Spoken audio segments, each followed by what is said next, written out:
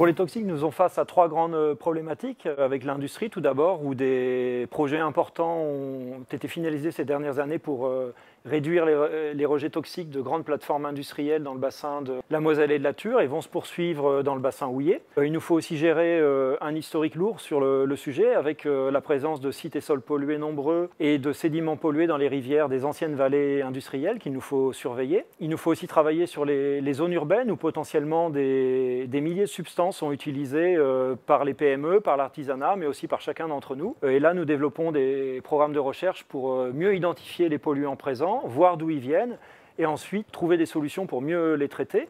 Mais une solution, c'est aussi l'action à la source de réduction de ces substances. Et là-dessus, vous-même, vous pouvez être acteur en utilisant par exemple du vinaigre blanc ou du savon de Marseille à la place de produits ménagers estampillés du logo toxique pour l'environnement. Et enfin, le dernier sujet à traiter va concerner les zones rurales où là, on a plus des problèmes liés à l'agriculture, à l'usage de pesticides qu'on va retrouver dans les cours d'eau, dans les zones de grande culture, mais aussi dans les ressources en eau potable, avec des signaux favorables. Après 30 ans d'augmentation des usages de pesticides, on voit depuis quelques années une réduction des ventes et des usages par les agriculteurs. Ceux-ci subissent de plein fouet le changement climatique et commencent à vraiment réfléchir à des solutions agronomiques qui leur permettent de trouver des stratégies pour moins utiliser de pesticides. Donc vous le voyez, sur le sujet, les enjeux sont multiples. Par contre, on a des solutions et des perspectives favorables pour le futur.